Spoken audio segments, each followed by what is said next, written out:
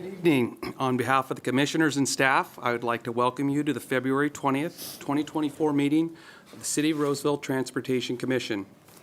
Would everyone please put all their personal electronic devices, cell phones, on silent mode at this time? We'll do the same. If you would like to follow along with an agenda, they're available at the end of the staff table over there. And if you are watching at home, all meeting documents are available online at the city's website for the Transportation Commission. If you plan to speak at tonight's meeting, please complete a yellow speaker card and return it to the staff table. Thank you. And Lainey, can we have roll call, please? Sure. Commissioner Ponchel? Here. Commissioner Festerson? Here. Commissioner Groff? Here. Commissioner McGeorge? Here. Commissioner Pell? Here. Commissioner Probst? Here. And Commissioner Roberts is absent excused, and Chair Redford. I'm here. All right. Thank you, Lainey. Everyone is here or accounted for. And at this time, we will move on to the Pledge of Allegiance. And Commissioner Festerson, would you please lead us? Yes.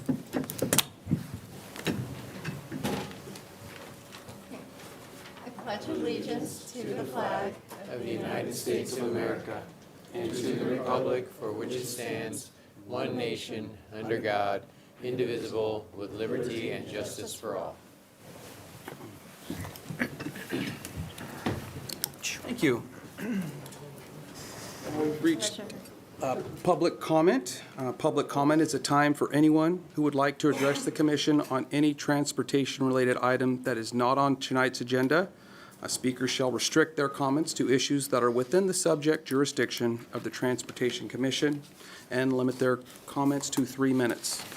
And the Brown Act, with certain expectations, does not permit the Transportation Commissions to discuss or take action on issues that are not listed on the agenda. Also, please state your name for the record. If anyone does not speak, now is the time for public comment. Does anybody have anything they'd like to bring in front of this commission that is not on tonight's agenda? Actually, I just want to make a brief statement. There's a lot going on in Excuse me, sir, you're- Oh, I'm sorry. I'll sign this.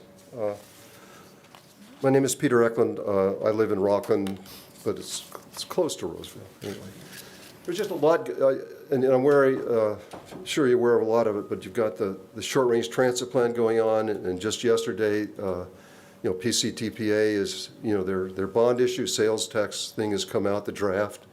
It's worth reading.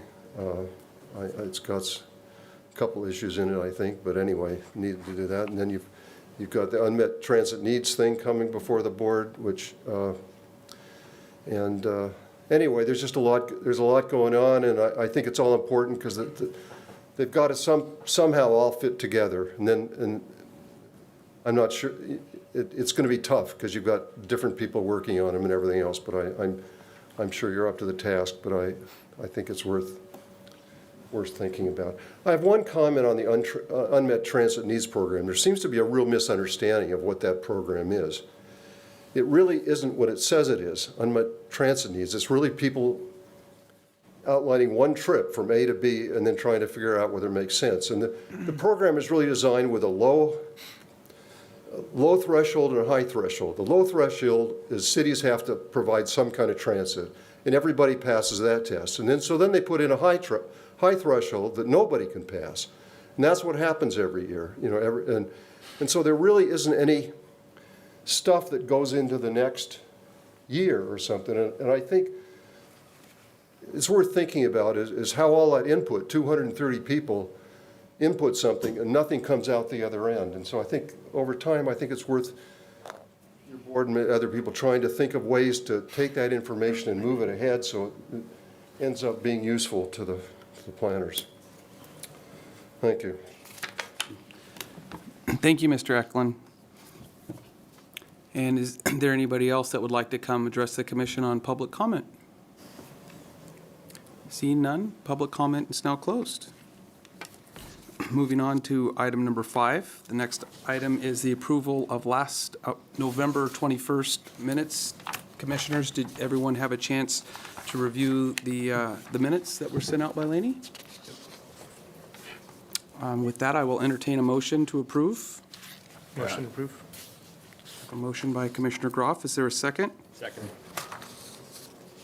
By Commissioner Pell. Okay. All those in favor signify by saying aye. Aye. Anybody opposed? Looks like the ayes have it. Thank you. Next, we have on the agenda is the appointment of the 2024 chair and vice chair. And although my tenure was short, it was definitely enjoyable. I really relished the chance to serve as the chair, but now it's my time to move on, and it's time to select another chair and vice chair for the 2024. And so with that being said, I will open the floor for nominations for chair. I'd like to nominate Commissioner Groff for chair for 2024. I have a motion. I'll second that. Second. I have a motion and a second. Commissioner Groff, do you accept? I do accept. Thank you very much. And at this time, does anybody else have a motion, or anybody else want to throw their hat in for chair? See none, I will close the nominations for chair. Congratulations. Thank you. And so now that leaves a vice chair, and at this time, I will open the floor for nominations for our vice chair. Did we vote? Was there a vote on the chair? Oh, Position. I did not vote. There was a motion and a Thank second. you. See, this is why you have legal counsel here. Yeah. So, if it's okay with the legal counsel, I'll just put them both together. Yeah, that, We're done. well, since there's already a motion on the floor, you should probably just call for a vote on that before you move to the next one. Okay, if you're going to, we can go by the rules. So there is a motion on the floor, and I stand corrected with lumping the two together for Commissioner Groff to serve as this year's chair. And all those in favor signify by saying aye. Aye. Anybody opposed? Congratulations, the ayes have it. Appreciate it. Thanks. And thank you, Michael, for keeping us on track, my friend. You're welcome. Sure. He is good. Okay, next we have the vice chair, and I will open the floor for nominations for this year's vice chair. I'd like to nominate our friend, Mr. Probst, for vice chair.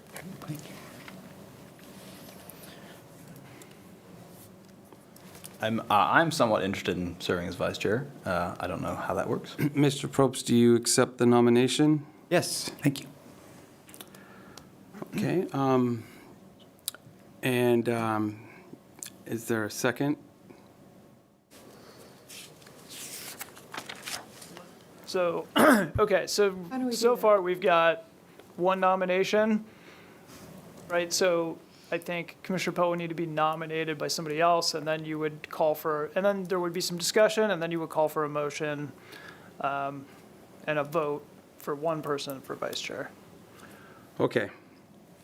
So we have one nomination for Commissioner Probst for vice chair, and Commissioner Pell has expressed an interest. Does anybody care to make the motion for Commissioner Pell to serve as our vice chair?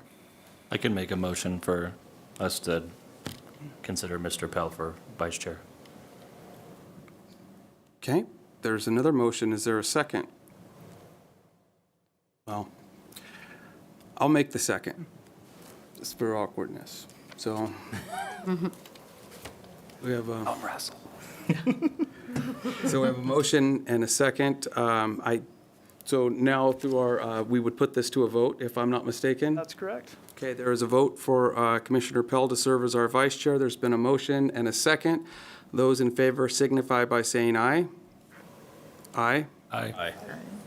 Those opposed signify by saying nay. I believe the ayes have it, but we can take a roll call if you feel it is needed. Is it needed? Were there any nays? I mean, there was no nays, so I would just say, maybe call for abstentions? Any abstentions? I'll abstain, since I nominated Mr. Probst. One abstention. Okay. That being said, the ayes do have it, and I'd like to congratulate Mr. Pell on vice chair and Mr. Groff on chair. I'm definitely going to be finishing the meeting here, but next month you guys are in the hot seat, so that I believe that awkwardly concludes our presentation for item number 6. So Moving along.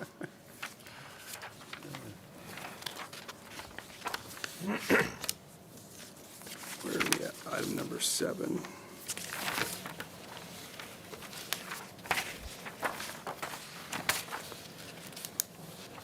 Okay, would this be, staff provide PowerPoint presentations on federal and state legislative actions?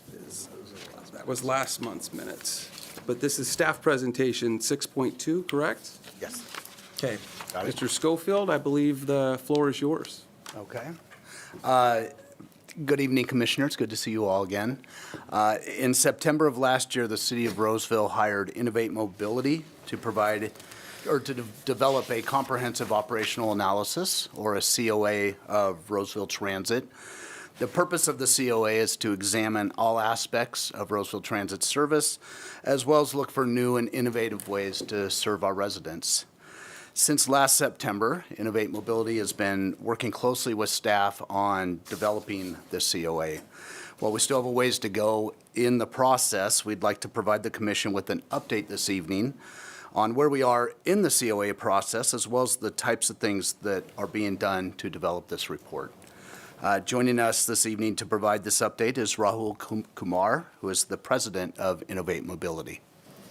Good evening, chair people, chair members. Oh, that's not right. My name is Rahul Kumar. Night anyways. I Go. know. Yeah, I wanted to continue any awkwardness there won't be. My name is Rahul Kumar, president of Innovate Mobility, and we were really excited to work with the city of Roseville to complete this comprehensive operational analysis of Roseville's transit service. And I want to, before we jump into this, talk a little bit about what a COA is.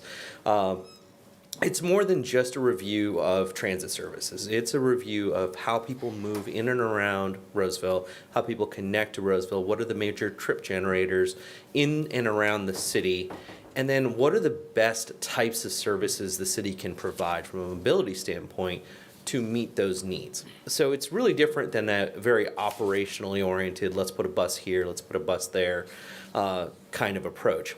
And why is that? Well, for decades, transit planning has been done one way and one way only, which is let's look at roads, let's look at where people are, what are the major trip generators in those roads, let's put a bus on those roads, and let's hope someone takes those services. It's really expensive. A transit bus for a whole year costs $250,000 to $300,000 a year.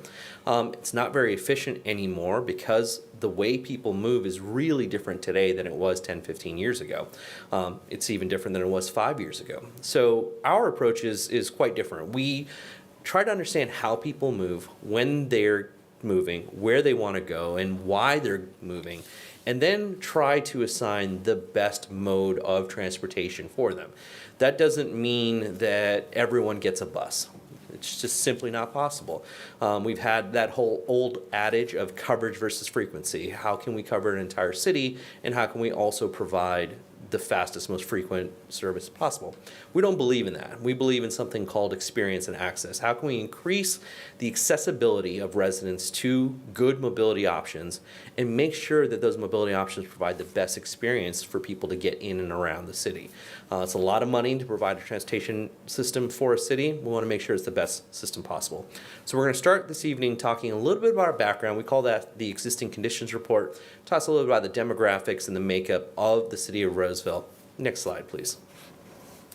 Roseville is the 6th fastest growing city in the state of California over the last 10 years, and definitely in its population category, the fastest. So 24% outpaces most cities in California by a lot, including the state. What we'll see later on is that the population of Roseville, not only has it grown, but it is a fairly affluent population. Next slide, please. The average median income is $140,000. So if you look at surrounding cities, Roseville's median income is between 10 and 30% higher. So that by itself is great. It's good for the local economy, but not always great for public transportation use. Next slide, please.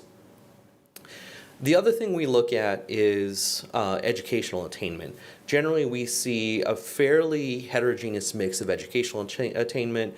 Most cities average at a high school level or slightly above. Roseville, actually one of the highest we've ever seen. We worked in over 40 cities across the U.S., and Roseville has one of the most educationally diverse and highest educationally attained city. Next slide, please. And that kind of goes into unemployment and employment. So everyone knows we had a dip 3 or 4 years ago with the pandemic. The dip that Roseville saw was about 5%. Despite that dip, the population and the employment levels of Roseville are not only above where they were pre-pandemic, but they continue to grow. Unemployment has also dipped below 4% in the city. Next. When we talk about unemployment, it's a very different makeup today than it was in 2019. And I think everyone sees this. It might even affect some of you on the commission. But the employment characteristic and the employment makeup has changed dramatically nationwide. In Roseville and Placer County specifically, the work from home makeup has increased dramatically. So we're seeing 1 out of every 4 working residents working from home at least some of the time. Now, this is really good for the local economy, and we'll talk a little bit about how that's affected travel patterns in a second. But Roseville Transit does provide a significant level of commuter service into Sacramento. And that has not come back, and it is well below where it was prior to the pandemic. The other thing is Sacramento itself, the economy, office vacancy rates, they've all been hit because of the fact that there is a work from home push. Next slide, please. So in addition to demographics, we also look at peer systems, and these peer systems are made up of systems that are similar not just in the size and population, but also demographic makeup. So what type of services they offer, but what are the types of populations that are there. Roseville compares really favorably to the peer systems. It is a well-run system from a cost standpoint, and even during the pandemic, while some other agencies saw significant cost increases, Roseville Transit really maintained and still maintained a high level of service, which it does continue to do today. And post-pandemic has seen similar levels of cost control. Next slide, please. Where we did see some discrepancy between Roseville and the peer group is how ridership has bounced back, and I do really attribute this to the commuter ridership. When commuter ridership is down 80 to 90% in some cases, Roseville's ridership on the local side, on the local buses and Aero and the ADA services have come back and are not quite at pre-pandemic levels, but are increasing slightly. The commuter ridership really tells a story of why we haven't seen that same kind of bounce back as you see in some of these other agencies. Next slide, please. So let's get into a little bit of the travel analysis. So I told you that transit planning really hasn't changed in 15 plus years. I mean, I've been doing this for 25 years, and up until probably the last decade, we hadn't really seen any kind of improvements. We take a bit of a different approach towards transit planning, and as I mentioned, we try to figure out where people are going, and how we do that is we actually use cell phone data, and everyone has a cell phone. There's about a 95% ownership of cell phones, and it's smartphones and dumb phones. We take all of that data, we make sure it's anonymized and disaggregated, and we actually pump it into our system and build what we call trip generators. And so these trip generators are where are people aggregating throughout the day, and we have that data for all of 2023 and parts of 2022. So this is actually quite a significant amount of data. And that heat map essentially shows where people are aggregating throughout the day. And nothing there I think should be really seismically surprising to anyone. Next slide, please. When we overlay some of those heat maps into what I call travel quadrants, what we see is really the eastern edge of the system has the most trip generators. That's where the Galleria is, that's where Kaiser Permanente is, that's where portions of Sierra College are. I mean, this is really where a lot of your trip generators are. But we also know from a development standpoint that the West Park area, the western edge of the city, is growing. And we also know that the current route network that Roseville Transit operates doesn't cover all of these new areas. Next slide, please. And this is a lot of words, but essentially when we look at the eastern edge of the system, almost 75% of all trips occur on the eastern edge of the system. But the western quadrants are growing, and they're growing in the last 2 years faster than the eastern edges are. Next slide, please. When we look at movement from one quadrant to another, and it's pretty significant that folks are going from the northeast to the southeast. And we saw that, and you'll see that in the next slide, is there's a north-south corridor that is partially along Roseville Boulevard, but partially along some of the other major corridors, and that is the most significant corridor movement. I think you probably see that with your traffic on a day in and day out basis, but that's where you see the majority of people moving in and out. The next is really from the north to the southeast. Next slide, please. So when we get all of that trip generator data, we can actually figure out where people are going, when they're traveling, and in many cases how they're traveling based on the speed that they're going. So you can see here we've broken the travel patterns into 3 distinct time periods. We call it the AM peak, which is 6 a.m. to 10 a.m., the midday, which is 10 a.m. to 4 p.m., and the PM, which is 4 p.m. to 8 p.m. You can notice in the AM there's a big movement from the west to the east.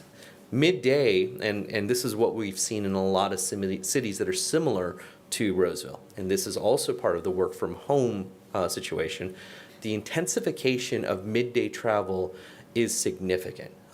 What we have seen in midday travel post-pandemic is exponentially greater than the peak period. So what was rush hour has really become rush hours. It's more of a plateau rather than 2 peaks throughout the day. And in many cases, as in the case of Roseville, midday travel actually accounts for a larger percentage of all travel in the city when compared to the other peak periods. Next slide, please. And as I mentioned, we're not just looking at Roseville proper, we're looking at how do some of the largest surrounding cities either feed into Roseville or connect from Roseville. And the 3 biggest ones that we looked at were Auburn, Lincoln, and Rockland. Rockland is essentially a sister city. Many of the trips in Rockland come to Roseville. It's probably the #1 trip generator throughout the day. But we also saw significant travel from Lincoln, and that's not just during peak periods. In fact, during midday, Lincoln had a large amount of travel into Roseville. Same thing with Auburn. Auburn's trips are significantly longer. Obviously, it's farther away. But by and large, when we look at Lincoln, it is the #1 trip generator into Roseville. Next slide, please. So as we've put everything together, we've looked at travel patterns. We also want to look at how does the existing transit network compare, or how effective is the existing transit network at carrying those trips. And so we use a couple of terms, transit adjacent and transit accessible. So transit accessible is any stop that is within a quarter mile of a major trip generator. And transit adjacent is any stop that is a quarter mile or less of an existing service. You'll notice that Roseville does a great job of providing coverage. Many of the major trip generators are covered by existing routes today. Next slide, please. But what this slide tells us is that the growth patterns of where people are traveling go far beyond the existing transit network. So one of the things we're working on is how can we provide better service to those areas that are not currently served by existing Roseville transit routes? And then the ones that are served by existing transit routes, how can we improve the experience? So that's where the access versus experience is. We want to improve the access to the folks that are here on this blurry purple map, and we want to improve the experience on the ones that were on the previous one. Next slide, please. And I think this is, if there's one takeaway from all of this, it's that public transportation trips are about 30 to 40% less in terms of distance than car trips. The average car trip in Roseville is about 5 miles. The average public transit trip is a little bit less than 4 miles. However, public transit trips take 3 to 4 times longer. So if the average car trip can be done in 12 to 14 minutes, the average public transit trip takes 28 to 42 minutes, right? So we're not covering we're not covering the most dense trips, and we're also doing it slowly. So that kind of speaks to why ridership hasn't grown over the last few years, despite Roseville's population having grown. And this isn't an indictment on the transit system. It is a fact of many systems that are similar in size and shape to this city's. Next slide, please. So I talked about transit experience, and this is not a term that's used a lot, but when we look at transit experience, what we want to look at is 4 main criteria. So how convenient is the service? How easy is it to use? Can you walk up and go? Is it comfortable? Is it safe? And I think in both those categories, the system today definitely succeeds. Is it efficient? Is the system affordable to the city and its taxpayers? Is it reliable? And then how is that overall user experience? Can they get information easily? Can they find when their next bus is coming on their phone or something easily? If you are a person with limited mobility, can you access the system well? Lots of things go into defining transit experience. Next slide, please. And so when we combine all of this together, we've created 4 key goals for our project, which is called Transportation 360. It's the transit portion of the overall transportation plan for the city. One is to elevate that transit experience.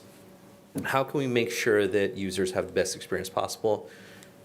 Then achieve a modal shift. That's consultant speak for how do we increase ridership? How can we get more butts in seats on existing Roseville services? And how can we design new services that carry riders?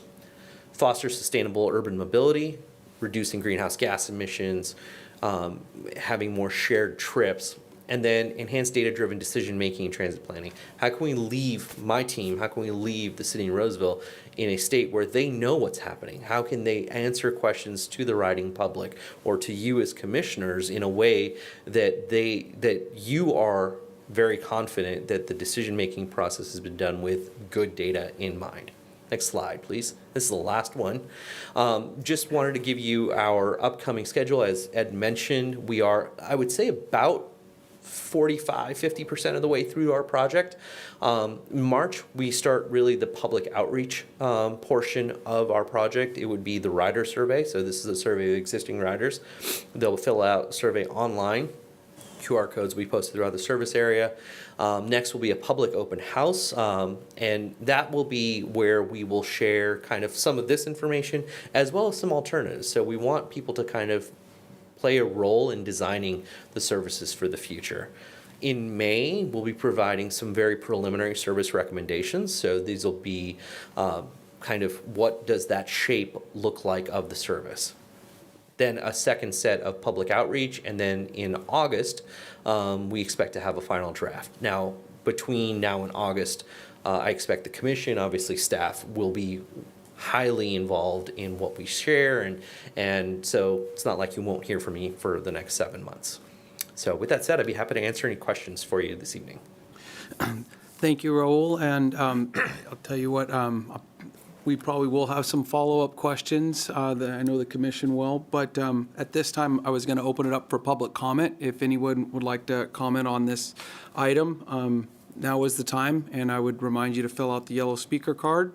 That being said, public comment is open. Okay. It's Peter Eklund again. That was a very impressive presentation. I think you're going to get a good job. And I've told I'm on an advisory committee for the PCT thing, and I told him, I said, it's going to be the hardest job you've ever done, just because of and transit planning is just difficult in itself, but there's so many constraints we have. And it's jurisdictional and the railroad and the freeways and everything else. It's really hard to put the transit system down. You know, it's the total opposite of a grid, and so it's a tough job. And I think I was impressed. I think that's good. The one thing that I worry about is the integration of the two plans. It's going on to an extent that the teams are talking to each other. It's just too bad that, there wasn't coordination from the beginning.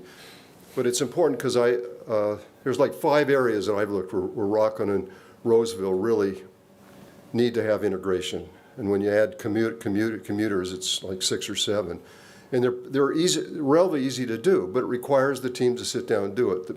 My favorite desert is Lone Tree on, where Fairway goes into Lone Tree.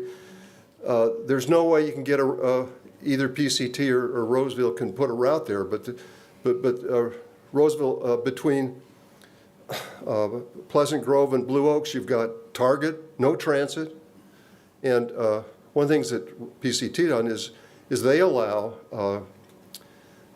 their dial ride can take people on any place on Fairway. Roseville should consider the reverse too. You know, if somebody wants to go to Target or grocery outlet or Blue Oaks Theater, they should be allowed to do that. I think that's a little bit of reciprocity that might be a good idea. But anyway, you're halfway there, and I think it's, it looks good, but you never know. Thank you very much. Thank you, Mr. Eklund. Anybody else for public comment? Yes. Hello, Commission. John Freitas, resident of Roseville. I will have my 3 minutes. I'll express the negative first.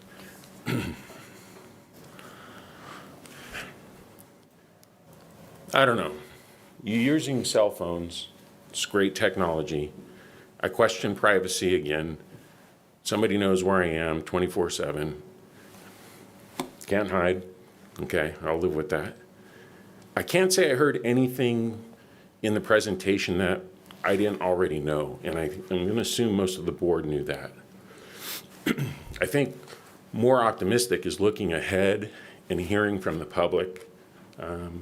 What I heard was a focus on transit, and not knowing what the definition of transit is, I assume it's a bus or maybe even dial ride. Transit could be larger than that. It could include rail. And as I've seen in other communities that seem to be a potential, I don't see it effectively at its maximum use, but it's still in its infancy, and that is your electric scooters, electric bikes, charge stations throughout the city. We have a phenomenal trails in Roseville, phenomenal. How nice would it be to get on an e-bike at one end and take a nice casual stroll through these parks on the trail to the other destination? So that's an option.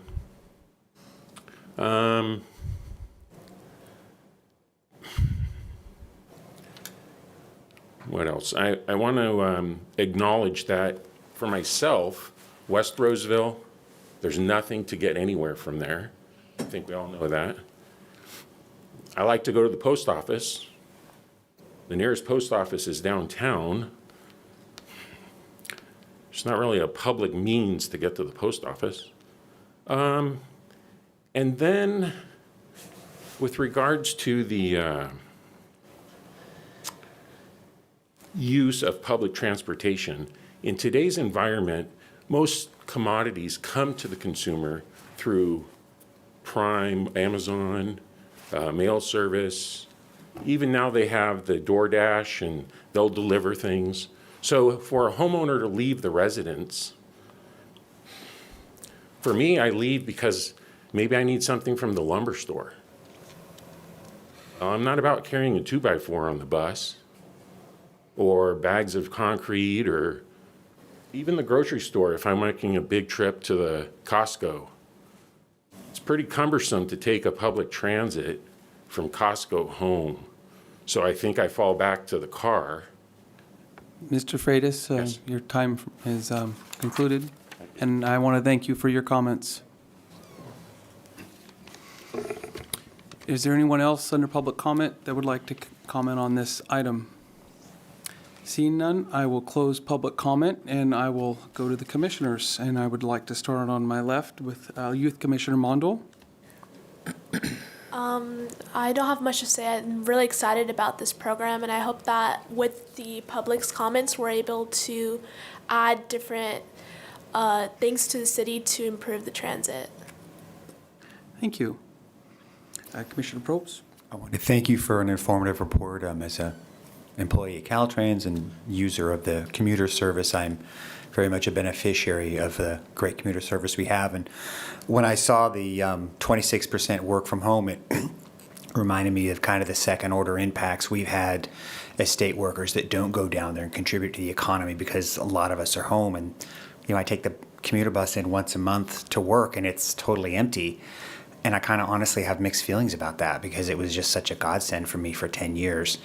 You know, but I realize that's what happens, but a lot of those businesses are struggling, and I know that's why they want to get people down there, but I kind of like working from home. So it's just, I really appreciate the granularity, and I think we can always be more empowered with more information based on where people are taking their trips. And at Caltrans, we study things called ADT, average daily trips, VMT, vehicle miles traveled, and those are very powerful metrics we use to generate, you know, kind of resources to build projects. So I appreciate what you're doing. I'm looking forward to see how it develops. Thank you. Thank you, Commissioner. Thank you. Commissioner Groff? You can go down there first. Commissioner McGeorge? Oh, go to me.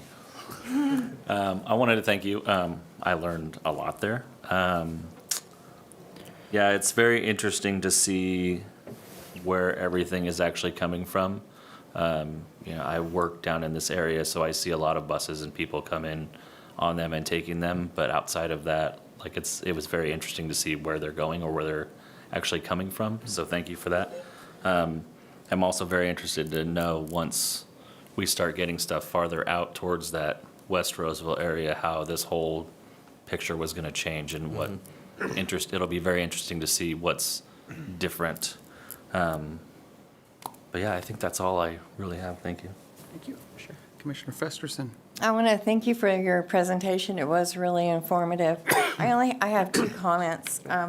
I was really interested in seeing where the patterns are and the different times of day, but I couldn't tell what roads there were, what streets there were. So if you could let us know maybe what streets we're talking about, that would be really helpful for us. And then the other thing that I'm really interested in is the people coming from Lincoln, because we have such a problem on the 65 situation. I'm interested in knowing if the people that are coming from Lincoln, what exit are they taking? Or are they going down to I-80 and then exiting on Eureka to go to Kaiser? Or are they coming down to Douglas to go to Kaiser? Or, you know, Sutter, I guess. But those are the comments I have. But your presentation was really great, and I look forward to additional information. Thank you, Commissioner. Commissioner Powell? Yeah, thank you very much for the presentation. It's exciting to see you 45% of the way through. That sounds like a great milestone to get to. Like Commissioner Festerson, I was kind of interested in, you know, when we're going to be able to get to see data sets and that kind of stuff. I had a couple questions. You know, what is the general planning horizon of the COA? There's a lot going on. You know, we have general plans. There's a bunch of specific plans in the West Roseville which have yet to be built, and there are return to office mandates by the, you know, Sacramento and businesses down there. My wife would take the Roseville commuter buses when she goes down there, but that's supposed to be increasing. So I too have mixed feelings about about that. And then I guess a comment, like Mr. Eklund talked about the interface between PCTPA and Roseville Transit. I think transit riders, or most people just want to get their trip done. Yep, they don't care. They don't really, it doesn't really matter who takes them where, and they prefer to pay something once and get from there to there. And, there's a lot of discussions, worldwide, but in the Bay about, seamless transit and, network managers and things like that. So that's an interesting, I don't think we're at that state yet, but it's an interesting point to discuss as you're getting into this is how do you logistically manage that interface with our surrounding towns and counties? And because I think in the end, the riders want to get where they're going.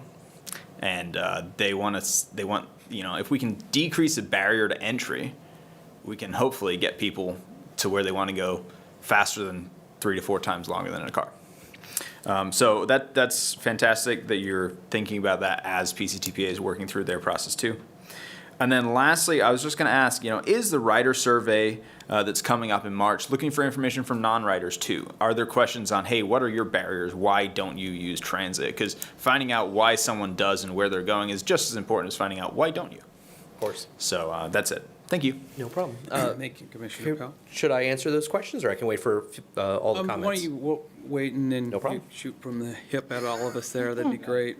I'll go ahead and take a stab at it. I really liked your presentation. Your 25 years of doing this was evident. I've done this for a few years as a commissioner, and so at first they'd go through this presentation every year, and I'd be a deer in headlights. Now I'm a deer in headlights that knows to jump out of the way and let the 2 engineers ask those questions that they did so eloquently.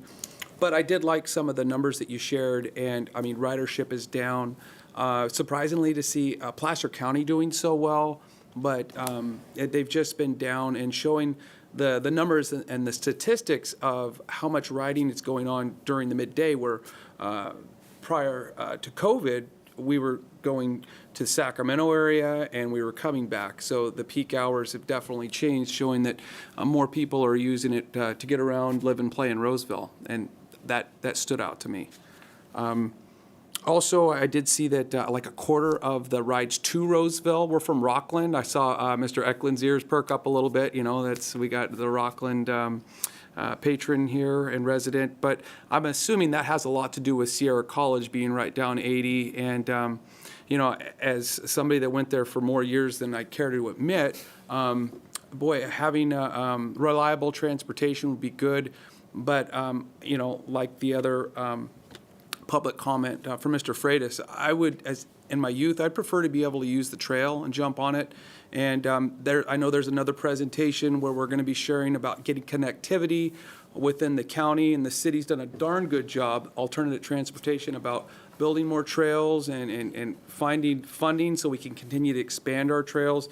So we love that walkability, but the reality is when you start getting a little less mobile, I mean, I'm in my mid-40s, and after a long workout, I don't want to get on my bike and ride to Rockland, even though our trails are terrific. But I also don't want to wait 45 minutes for a bus. So I think you're hitting most of those 4 points, right? These are safe.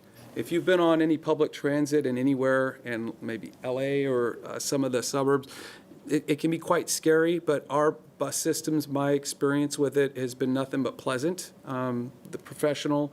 So I think we're hitting most of those points, but people just aren't riding. So those statistics and those numbers that you shared were very much appreciated. And that concludes my comments, and I'll defer the last to Commissioner Vice Chair. Just a comment and a question. So the first is a comment about, excuse me, integration between the nearby cities. I can't tell you how often that conversation comes up, and it's been a big sticking point for many years. And within probably just a few minutes, when someone finds out that I serve on the commission here, we inevitably get into the conversation about connectivity between Rockland and Roseville, Lincoln down to Roseville, and so on. And some of the ideas that have been floated my way, and might as well just air them out to you as well, is some kind of an MOU, an agreement, or some type of connectivity contract or whatever it may be to be able to reach into Rockland at specific points that are determined to be the best for access, like we were talking about. I saw on your map that one of them might be Park and Sunset. Another one might be Pacific and Sunset. We were talked about Lone Tree being Lone Tree and Fairway, that area being very busy now, but it wasn't 15, 20 years ago. Lone Tree didn't even go all the way through. It was, Blue Oaks and Lone Tree, and then it didn't go past West Oaks, I think it was. So a lot of changes have happened there, but I inevitably hear the conversations about connectivity and between the three cities. And so I would just say that is a big priority among people who do try to use the transportation system. So food for thought as input from them to you as well. The other issue is I also I thought of the first thing that I thought of when I heard about cell phones being used for the data collection points and so on was privacy. So if you can can you just take a minute to explain that process and how the privacy is secured? And so I'll just leave it to you if you do that. So I've got about 6 things. I'm going to start Sure. with privacy because I think that is probably the one that's nearest and dearest to my heart. So there are probably 24 or so cell phone providers out there, or cell phone data providers out there. They actually buy data from AT&T, T-Mobile, all the big players. And they also buy data from like Candy Crush and Facebook. So, if you're on your phone somewhere and you're accessing an app, that data is probably going to be sold to some of these providers. The firm we work with is actually the one that the DoD uses. And what we do is we take it one step further. So the information that's sent to us is anonymized. So they remove device ID. Then it's disaggregated. So that means that we don't have any idea of if there are locations across the map, we don't have an idea if it's one person, 400 people. We don't know. We just know that there are pings on a map. Then the third thing is we buy our data in a quarter-mile segment. So we don't have data down to a person's household. We have no way of telling who is doing what. What we have is trends. So what we have done is when we've taken those trends, we've actually built complex algorithms that connect those trip generators together. So one of the reasons why it's not accurate down to a street level is because we don't know. We know within a quarter mile, which from a transit planning perspective is plenty, because that's about the distance that someone's going to walk. So yes, do I know, Commissioner Groff, that you used Facebook when you went to the Galleria? No, I have absolutely no idea. What I do know is that someone who is within a quarter mile of the Galleria reported a ping, and that's it. So we actually have no access to anything that is personal, and that was extremely important to us.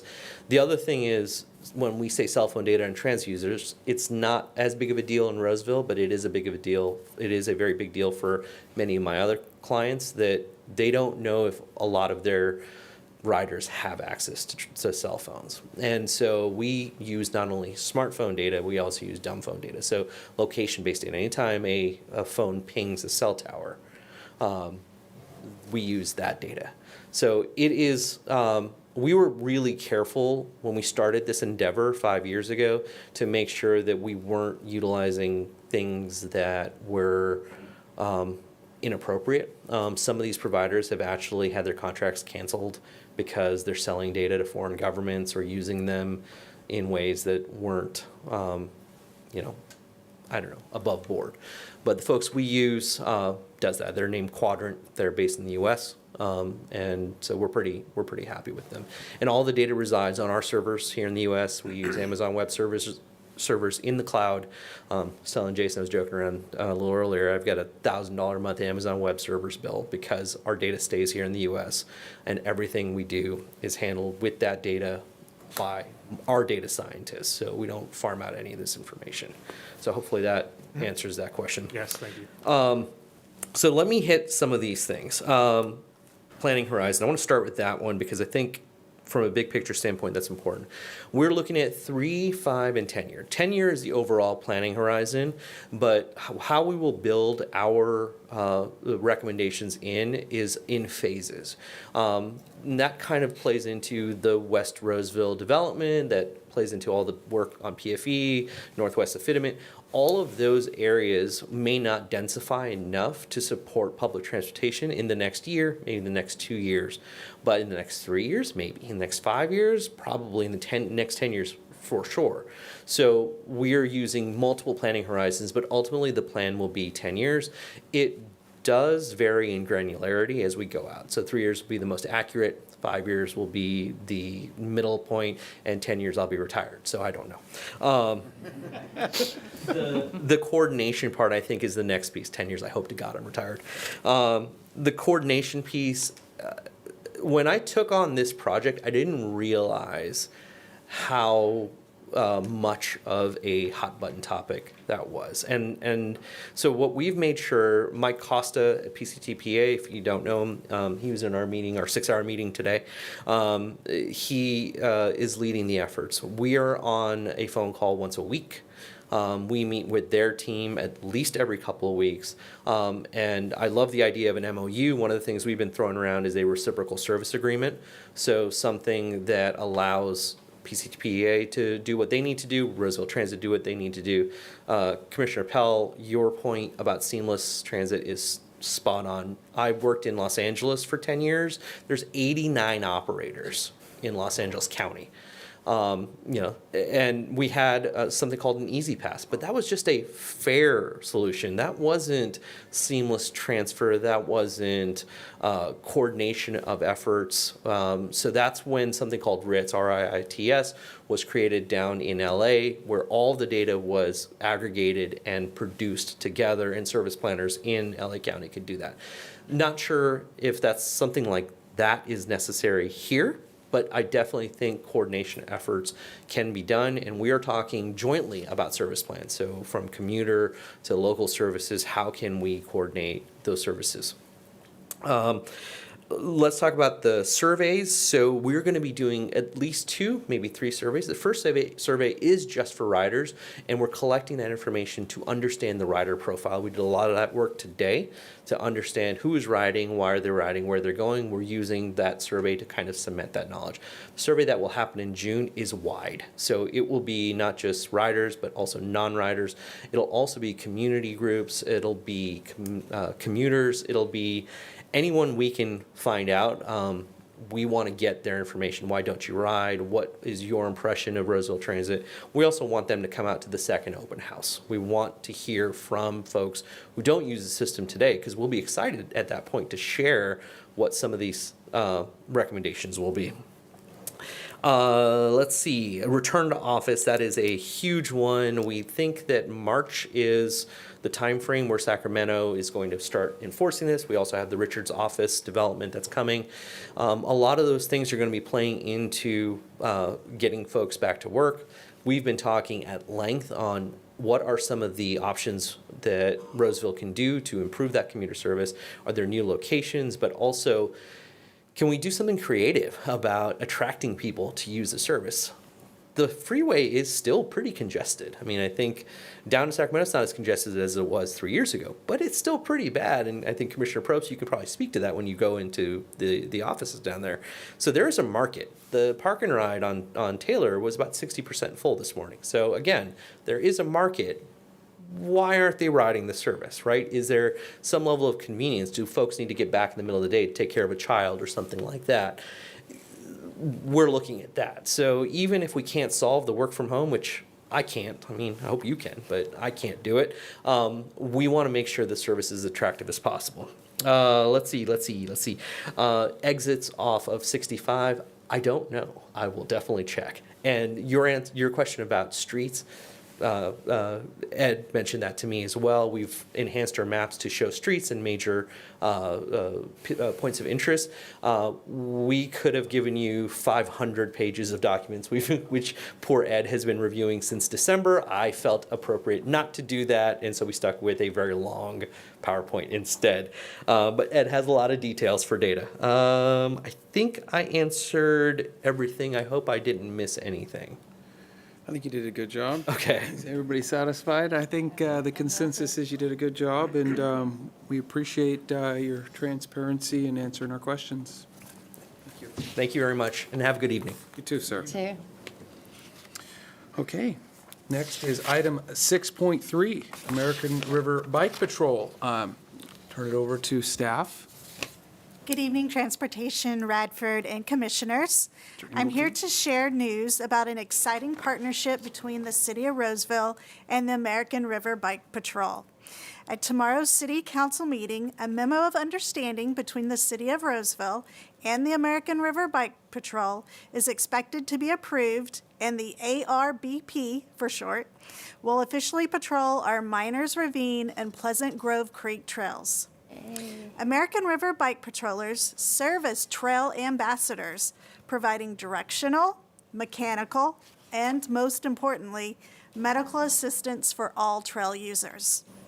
Patrollers are certified in outdoor emergency care or outdoor first aid and CPR through the National Ski and Bike Patrol and the American Heart Association. Since commencing operation in 2020, the ARBP has provided medical care for nearly 1,300 trail users, with 2 certified as being life-saving events. Jim Chang, Patrol Director for ARBP, will give a presentation tonight on the American River Bike Patrol.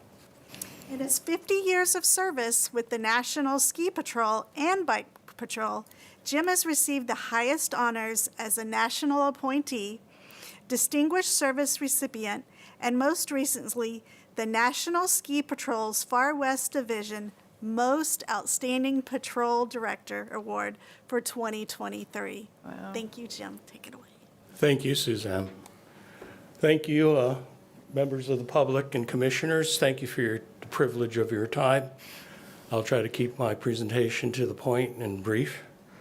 For the record, again, my name is James Chang, and I am the director of the American River Bike Patrol. I would like to take this time to just introduce 2 of my leadership board that have taken the effort and braved the weather to be here tonight to support me in this effort.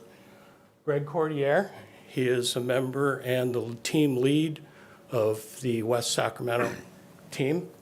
I see Jeff Gamache, who is now the interim team leader and area coordinator for Roseville as we're developing it. So they can be up here. And we have 2 additional members in the back, Eva and Nadia, in attendance.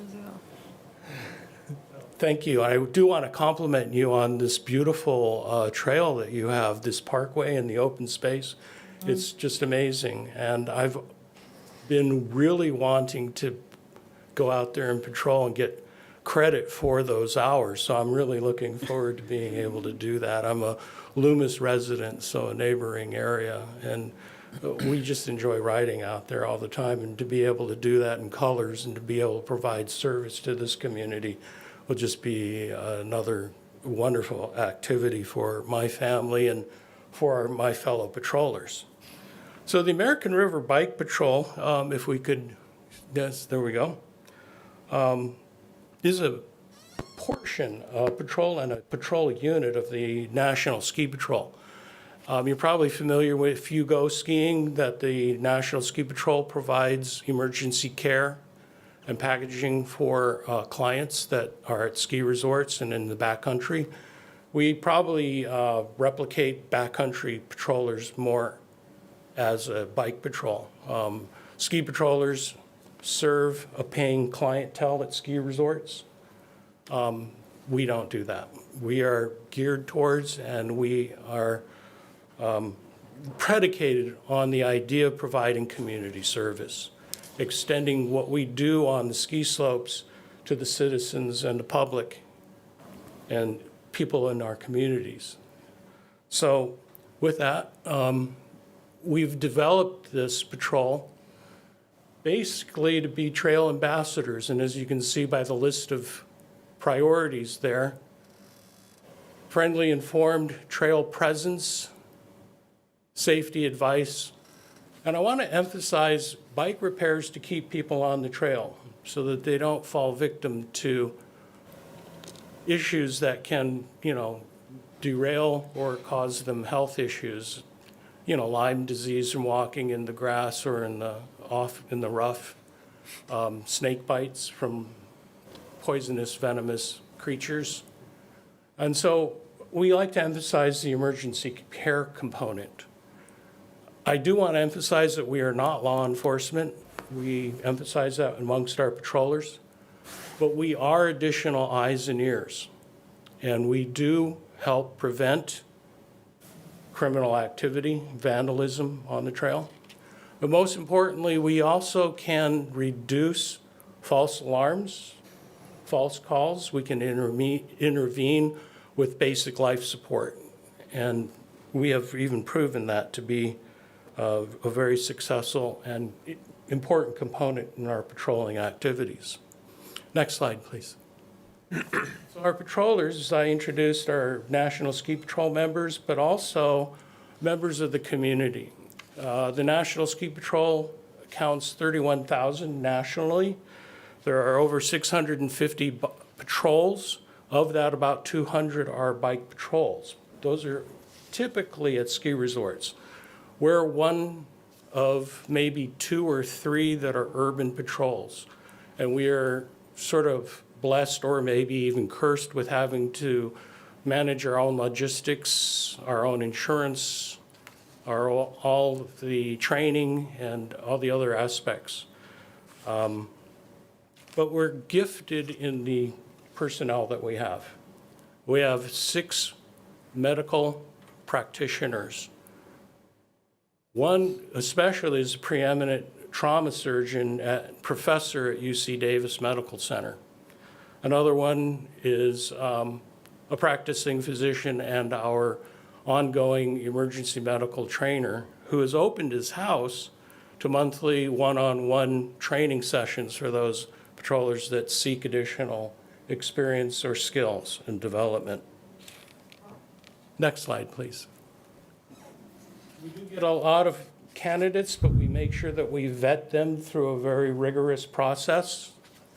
We do one-on-one interviews. We do live scan background checks on all individuals, and they must pass our extensive training processes and protocols.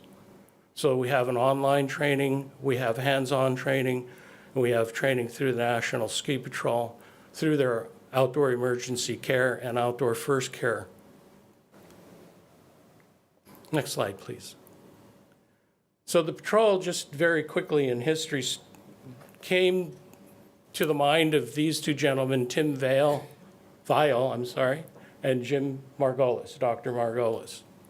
These 2 led the charge, so to speak, after hearing a presentation by the American River Coalition, and decided this was a really good application of National Ski Patrol activities and abilities. And so in late 2019, we actually presented an MOU and were able to get one passed with the county supervisors of Sacramento, February 2020. Next slide, please. TD? Could you, there we go. So we actually began patrolling June 2020. That's the cadre of the first patrollers. Myself, Tim Vile, John Poimeru, my assistant patrol director, Rich Fowler, and Doc Margolis. We're hoping that the MOU will be passed tomorrow evening and make it official that we can now begin patrolling here in Roseville. We did add the El Dorado Trail. We work with the El Dorado County Sheriff's Department. We do not have a formal agreement with them, but they actually wanted to give us badges and guns at one point. The Folsom Lake State Recreation Area was very happy to have us join in, and so we do have an MOU with them as well. Next slide, please.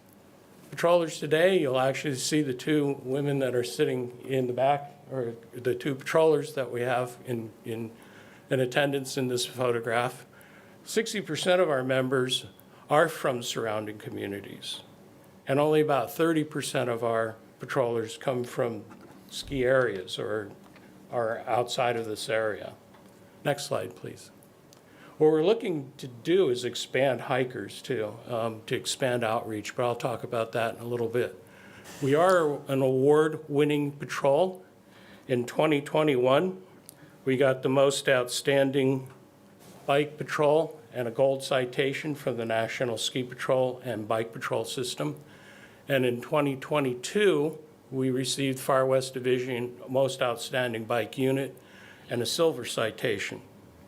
I want to highlight that these could not have been accomplished without the outstanding personnel that I have on staff. I have on staff as my assistant patrol director the 2021 California Emergency State Emergency Life-Saving Award recipient. He also received the Red Cross Outstanding Life-Saving Award for 2021. And I also have the most outstanding national bike patroller, Rick Bollinger, on my staff as well. And then you can see the outstanding dedication I have with these patrollers that have taken the time to show up this evening as well. Next slide, please. In 2022, we received California Assembly Proclamation Commendation. And in 2023, we then received the Sacramento Board of Supervisors Proclamation and Commendation. Next slide. We're partners with Half Moon Bay Bike Patrol, who we helped establish. We're partners with Sacramento Bike Hikers and the Sacramento Equestrian Patrol. There's always been a rift between equestrians and cyclists, right? Because horses get spooked very easily. And we were able to bridge that gap by providing education to our bikers and to try to mitigate those confrontations whenever possible. We're also developing relationships most currently in the city of Bakersfield. We're helping develop the Kern River Bike Patrol. We're also expanding our services out to Hidden Valley Recreation, or Hidden Falls Recreation area, and the Auburn State Recreation area. So we're ever expanding and ever growing. Next slide, please. So these are the areas we cover. This is the American River Parkway, Jedediah Bike Trail. Next slide. The El Dorado Trail System. So we actually have almost 72 miles of continuous trail going from downtown Sacramento all the way out to Placerville and Camille, just past Placerville. Next slide, please. And then we're proposing to provide our services here in the city of Roseville and on your beautiful trails and parkways. Next slide, please. Again, I just wanted to emphasize our ongoing training. We have the trail readiness, as you can see, outdoor emergency and first care and CPR. We drill this into our membership on a monthly basis, and actually twice monthly if we count Doc Margolis's open house and one-on-one training. Next slide, please. We have bike maintenance classes that are held monthly as well. Pictured here is our mentor in blue over here on the right of that photograph. That's Rich Fowler, and one of the founding members as well. Next slide, please. Our first Saturdays are very important in terms of training, but I feel it's most important in developing esprit de corps, keeping the morale of the troops high, so to speak. Our next scheduled first Saturday is going to be March 2nd, right here downtown Roseville at the Miners Ravine Trailhead, and I'd like to invite all of you, public as well, to join us. Dust off your old bike or whatever you got, got an e-bike out there, it's even better. Come join us. Love to see you. Next slide. So impact since 2020, you got just a preview of the medical that we've provided, close to 1,300 with 2 life-saving events. But the other ones are almost, if not more important. 12,000 trail users with directional advisory interventions or assists, 763 bicycle assists or repairs, and almost 6,000 patrols since that time, and going around the earth almost 4 times. Next slide, please. In Roseville, since January of 2024, just in this first month, with only 3 patrollers, we've been able to cover 87 miles and provide 44 trail assists in that time. I think Jeff gets the credit for most of that, right? Is that Jeff right there? Jeff. Next slide, please. So we're looking at new programs. We're trying to develop our diversity and inclusion programs, inviting more people of color, women, minorities, and building better connections within our communities. One of the things I'm most proud about is our outreach to the junior bike, or in the development of our junior bike patrol program. Go to the next slide, please. In the junior bike patrol program, we've taken economically disadvantaged youth at Cordova High, and we graduated 15 of them, hoping to help them develop character through hard work and perseverance, and understanding the joy of community service, being part of their communities. Next slide, please. We have a free helmets for kids program. At our last meeting, Greg Cordier gave out over 170 helmets. I don't remember if that was the Save the American River Association Parkway event or not, but that continues to be a thriving program for us. We also provide weekend hydration stations when the weather gets hot. So we get out there and we provide cooling and hydration for trail users. They don't have to just be cyclists. They can be hikers, walkers, whatever, right? Next slide, please. We continue to expand our training programs. We invite Metro Fire, local historic groups to make presentations, and of course, the equestrian patrol is always on our list. Next slide, please. We're continuing through our outreach programs to sharpen our skills, hone our abilities through really pushing the limits by being out at all these various cycling events or sports events. We get a lot of traumatic brain injury and a lot of fractures that really sharpen the abilities of our patrollers as we do these things. And we're always available whenever we have a county or city agency that needs our services. We're always willing and happy to jump in there. Next slide, please. We've just recently tried, as I had said, in the development, actually we just passed this through our leadership board, development of a hiking patrol. So you don't have to be a cyclist to be a member of the bike patrol, and increase the scope of our services. I just recently rescued a lost dog. So we're always looking for new service sectors. Next slide, please. So in closing, I have our org chart up here. What we do is since we have such a large area, we've divided the trail into sectors. And then we have each of those sectors under an area coordinator who then has team leaders underneath them. And so that's the division of supervision and oversight. And then above that, we have our advisors, my leadership board, and as you can see over on the right of the screen of this org chart, all the advisors that we have on the board. So it's a very well-governed organization. I can't seem to do anything without them. So, next slide. In closing, I have this one just to assure you that we have our legal components in check and covered. We are a 501c3 registered with the federal and state. We have the California Good Samaritan laws working on our behalf as long as we stay within the scope of practice. We also have the National Ski Patrol's training and certification. They will stand behind us as long as, again, we stay within the scope of practice.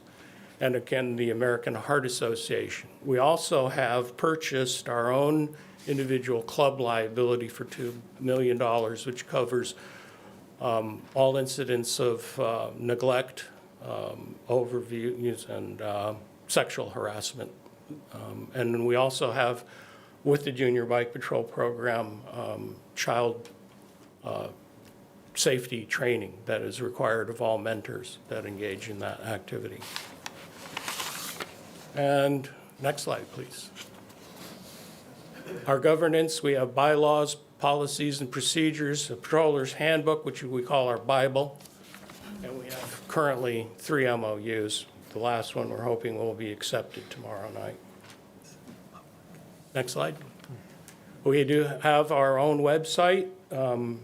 Patrollers go there, they have a portal, they log their hours, they log their medical interventions and repairs, interactions with the public, make notes.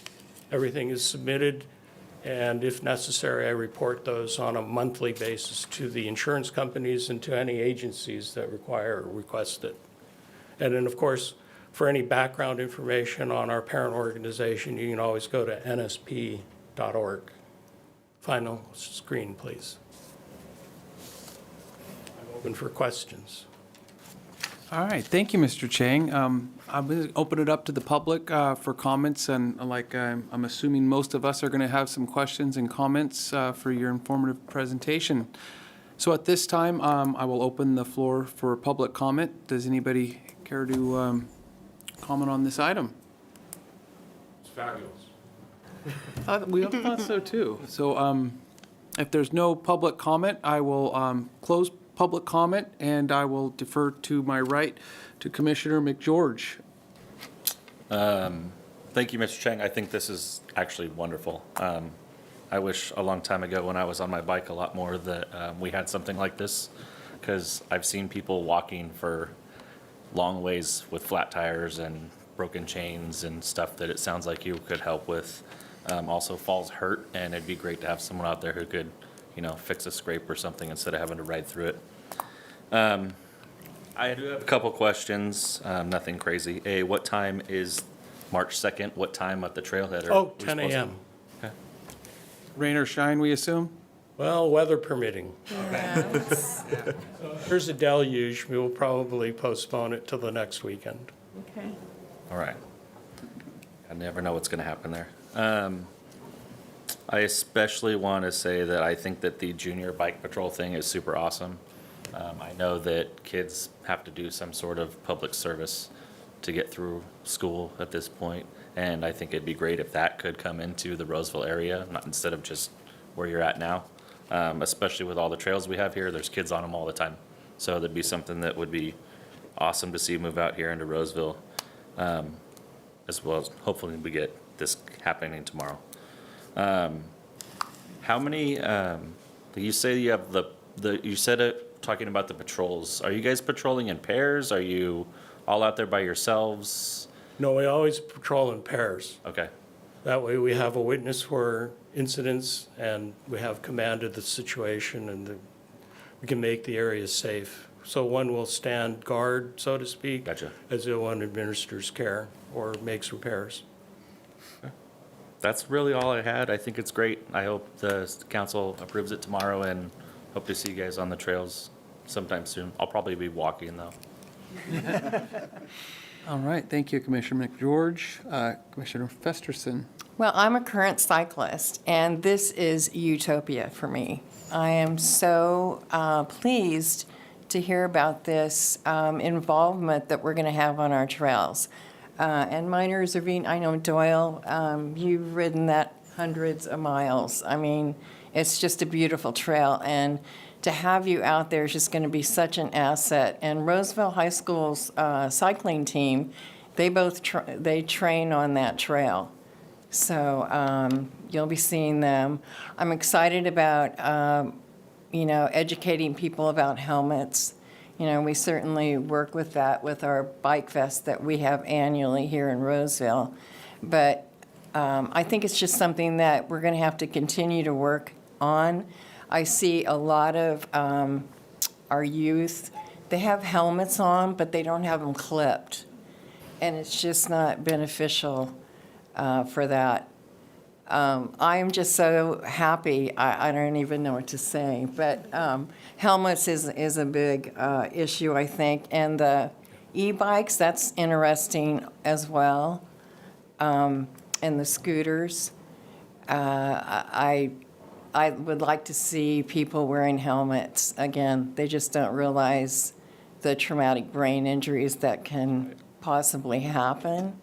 And unfortunately, we all see kids and people that, are victims of that.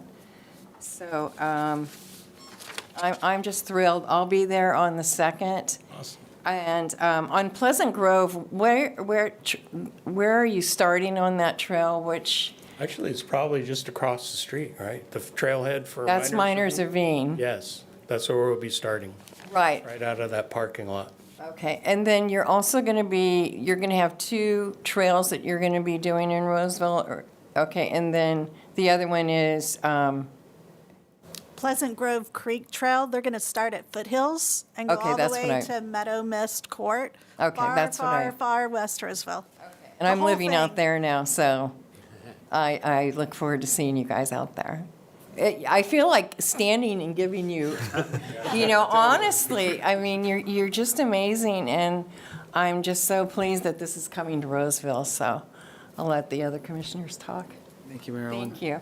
Happy to be here. Thank you. Yeah, it's wonderful. Yeah, I mean, congratulations, Mr. Cheng. I thought that was a fantastic presentation. Really, just very, moving the work that you guys are doing. And in the city, I think I'm, looking forward to that.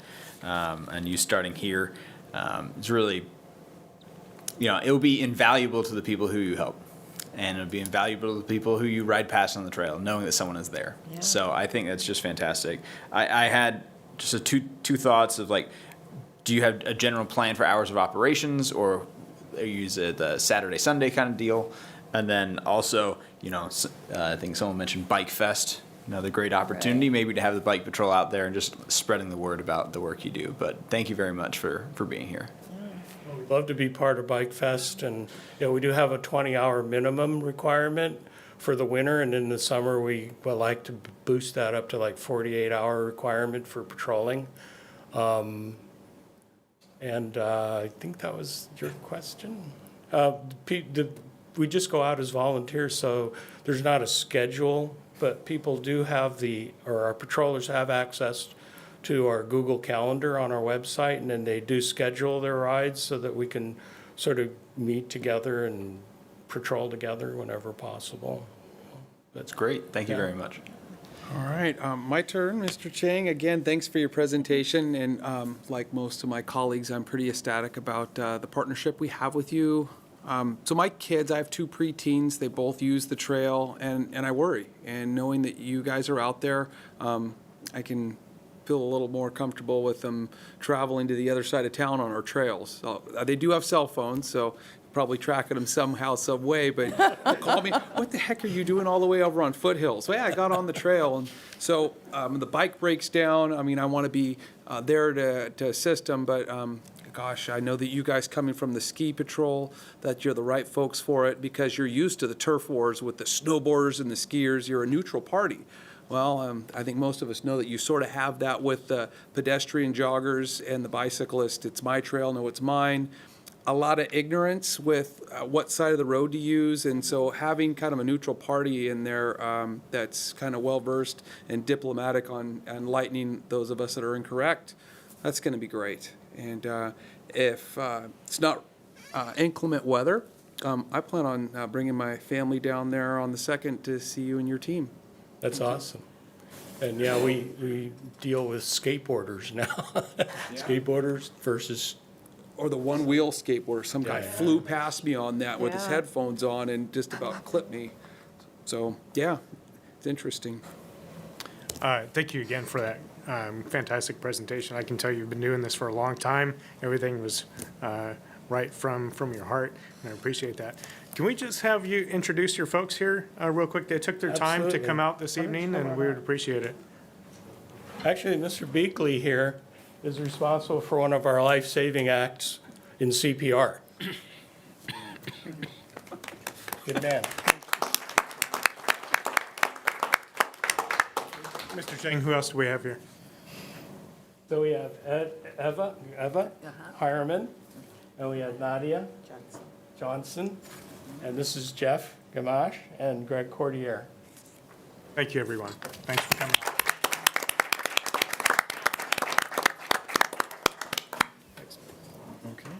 Thank you so much, Mr. Chang. Wonderful presentation. No questions. Thank you. All right. I just want to say that it's incredible that we have this coming to Roseville, especially since I've had countless times where I've used the trails to go to school, and I know so many friends and so many other people from different schools in Roseville's using the trails, and our parents it's really true, like they're just like, are you going to be safe? What if your tire goes flat?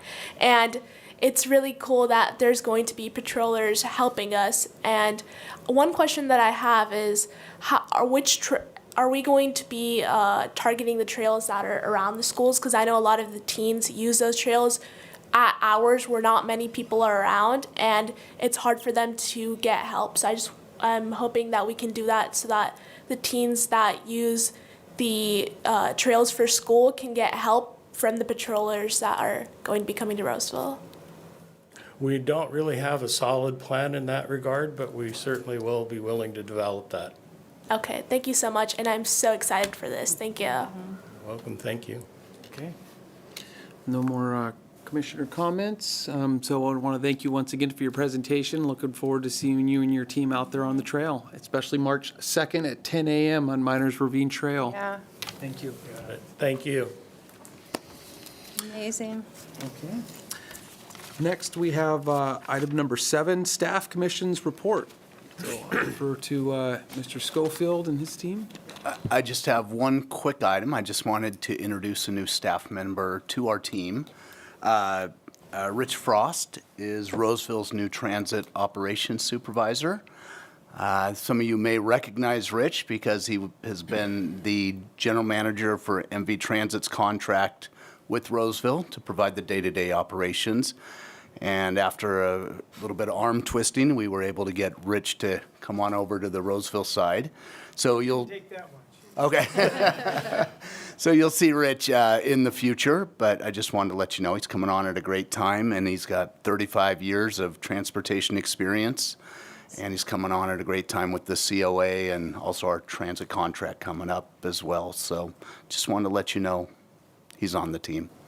Fantastic. Welcome to the family. Okay, well, with that, is there any more staff? That was it for Mr. Schofield. The commissioners, we'll start from my left. Youth Commissioner Mondal, do you have anything? No. Any closing? Commissioner Probst? No report. Commissioner Groff? I have nothing. I do not have anything. Mr. Pell? I have nothing.